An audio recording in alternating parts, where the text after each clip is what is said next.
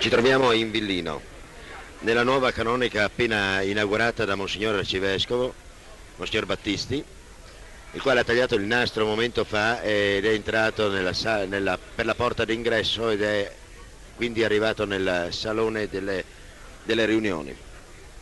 La canonica di Villino è concepita suddivisa in due parti: la parte superiore relativa all'appartamento del parroco e la parte inferiore invece dedicata ai servizi sociali per tutto il paese. La parte inferiore è composta da una sala dove ci troviamo di 80 posti a sedere, una sala giochi e una sala di lettura. Voi sentite adesso tutto questo rumore, questa confusione, sono i numerosi cittadini che sono intervenuti a questa inaugurazione, che si stanno sistemando nei vari posti a sedere. Sono per la verità insufficienti le poltrone qui esistenti. Tra le autorità presenti, oltre al Monsignor Arcivescovo, c'è il sindaco di Villa Santina, Sergio Giatti, il consigliere regionale Diego Carpenedo, l'assessore provinciale Antonio Martini, il sindaco di Gemona, l'assessore ancora regionale Salvatore Varisco, ripeto, il sindaco di Gemona Ivano Benvenuti, e numerosi consiglieri comunali di Villa Santina. Inoltre notiamo il dottor Candido, il parroco di Raveo, il vicequestore Ballassara e l'architetto Dalla Marta, e numerosi sacerdoti dei quali purtroppo non conosciamo ancora il nome. Per illustrare il significato della presente cerimonia, che ha l'inaugurazione di un'opera realizzata nell'ambito della ricostruzione, lo stesso comune denominatore di numerose altre opere che l'hanno in questi ultimi anni preceduta e delle quali intende altresì condividere lo spirito di festa popolare. L'intervento dei pubblici poteri si è stavolta concretizzato nel recupero del vecchio edificio della canonica di Villino, uno dei più rimarchevoli dell'abitato, come numerosi altri negli immediati dintorni, danneggiato dalle scosse telluriche del 1976 e già anteriormente soggetto a degrado.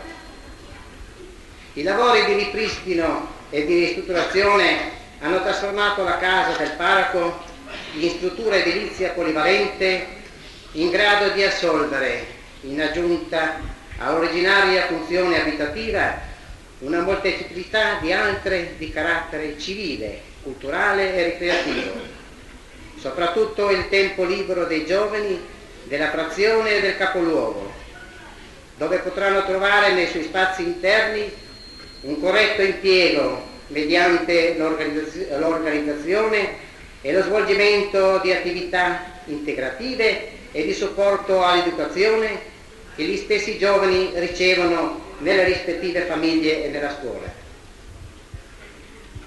Come abbiamo accennato, questo intervento segue molti altri operati nell'intera circoscrizione per ricucire le lacerazioni al tessuto edilizio causate dal terremoto. Avendo promesso che avrei pronunciato poche parole, mi avvio subito alla conclusione.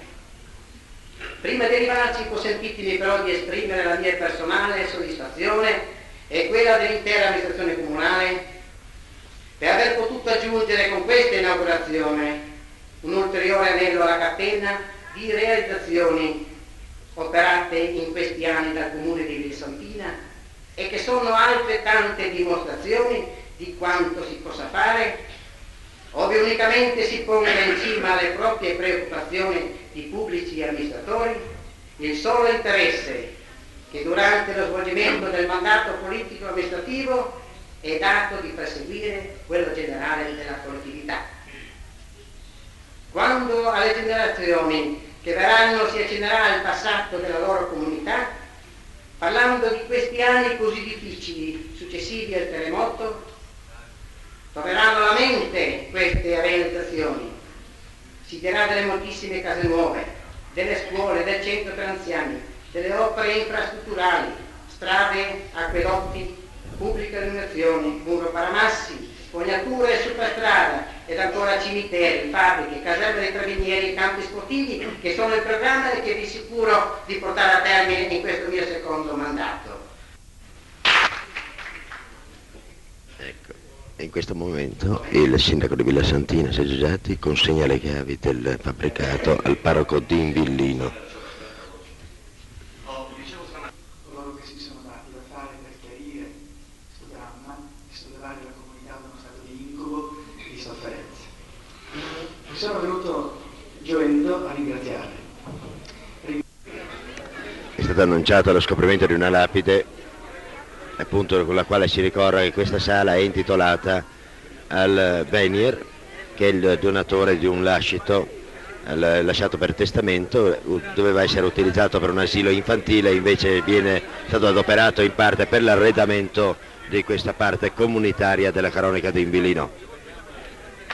La targa dice al benemerito concittadino Domenico Venier 1895-1963, la comunità di Invillino, memore, dedica 8-12-1982. Agli radioascoltatori di Radio Stereo Carnia annunciamo che abbiamo la fortuna di avere ai nostri microfoni l'arcivescovo di Udine, Monsignor Alfredo Battisti, al quale chiediamo prima di tutto qual è stata l'impressione di questo incontro con la piccola comunità di Invillino, soprattutto nell'occasione dell'inaugurazione di questo centro, che oltre che essere centro, oltre che essere domicilio del parroco, vuole essere anche un centro sociale per l'intera comunità. Beh, l'incontro mi ha dato l'impressione di una comunità molto unita, stretta attorno da vincoli di amicizia, di solidarietà, e mi pare che la realizzazione di quest'opera ha la possibilità effettivamente di aiutare la comunità a crescere, recuperando grandi valori, i valori etici, spirituali, storici, etnici di questa zona della Carnia, che effettivamente si perde nella sua storia, nella notte dei tempi, ma che è erede di un grande passato, di un glorioso passato. Per cui questa sala della comunità abbiamo auspicato che sia veramente l'ambiente dove le persone in un dialogo e un dibattito si confrontino su questa nuova ora storica che batte alla porta del mondo, e insieme crescano persone adulte nella coscienza civile e adulte nella coscienza ecclesiale di fede, per dare risposte storiche alla grande domanda che le nuove generazioni ci fanno di dar senso all'esistenza e progettualità perché si inventi un futuro diverso che dia speranza all'uomo. La ringrazio di queste sue parole. Deve permettere che le faccia altre domande forse un pochino più provocatorie, ma deve consentire il nostro mestiere, purtroppo. E qual è il giudizio che dà sulla ricostruzione delle chiese e delle canoniche qui in Carnia, che ci interessa in modo particolare? La Carnia si è consociata con l'aiuto di Don Luigi Bortignon e dei sacerdoti in una specie di zona Carnia. Sono stati reperiti gli ingegneri, i tecnici, sono state anche praticamente reperite le ditte, le quali si sono impegnate a fare la ricostruzione in tempi abbastanza rapidi, impedendo così che avvenga quel rialzo di prezzi dovuto alle lungaggini. E dobbiamo dire che la Carnia come ricostruzione delle chiese è al primo posto. C'è stato anzi un certo lamento da parte del resto delle zone, soprattutto della zona disastrata, che la Carnia abbia fatto un po' la parte del leone. Noi però abbiamo detto, sono stati bravi ad unirsi insieme, ed era giusto che, dovendo impiegare rapidamente il denaro del primo stanziamento, senza dover attendere che venissero presentati i progetti, mandare avanti quelli che erano già pronti. E siccome la Carnia ha avuto questa possibilità, direi questa intelligenza di unirsi, ha avuto certamente una precedenza. Quasi tutte le chiese sono in pratica, salvo quelle che sono di competenza della soprintendenza, sono quasi tutte ripristinate. Quanto alle canoniche, ecco, già alcune sono state inaugurate, ecco, Socchieve per esempio, adesso questa di Invillino, e credo che rapidamente va avanti anche questa seconda parte, secondo aspetto. Mi consenta, allarghiamo un momento il discorso. Io ricordo il suo pungolo coraggioso come proprio del pastore per il suo gregge, nei riguardi dei ritardi burocratici, soprattutto per quanto riguarda la ricostruzione. Adesso, dopo 6 anni dal momento del terremoto, qual è il giudizio generale che dà sulla ricostruzione nella zona terremotata? In genere, cioè quello per quanto riguarda la ricostruzione civile e anche ovviamente la ricostruzione che riguarda più direttamente il clero. Sì. credo che osservando quanto sta avvenendo in Sicilia e quanto sta avvenendo purtroppo anche nella zona del Meridione, devo dare un giudizio sostanzialmente positivo della ricostruzione, perché mi pare che già i 2/3 delle case sono già rifatte in molte parti, la ricostruzione è quasi ultimata, come del resto già qui a Villa Santina è sotto gli occhi di tutti. Ecco, posso dire questo, che probabilmente molti hanno potuto costruire, fare la casa nelle strutture, ma resta molto spesso una certa difficoltà a rifinire la casa, perché quanto veniva dato dallo Stato per il ripristino o per la costruzione della casa, con il rialzo dei prezzi e con il passare dei tempi, quindi la svalutazione della moneta, non è stato certo sufficiente. Quindi molte famiglie hanno dovuto fortemente indebitarsi e molte non possono entrare perché le rifiniture sono non riescono a finirle. Per cui ecco, ho suggerito che si cerchi la strada per fare dei prestiti agevolati in maniera che questa gente non debba continuare a vivere nella baracca anche se davanti ha la casa. In secondo luogo ho notato che forse gli esclusi restano proprio i più deboli.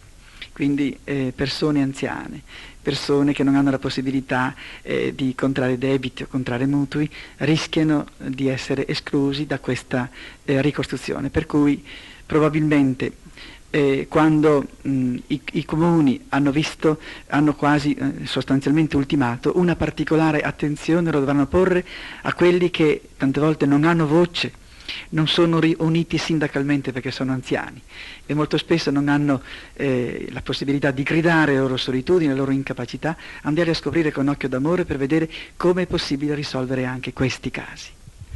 Eccellenza, io devo ringraziarla a nome anche di tutti i radioascoltatori, il mio personale, anche qui del Presidente della Radio che è presente, per queste sue dichiarazioni. La ringraziamo di cuore e speriamo di averla nuovamente ai nostri microfoni in un'altra occasione.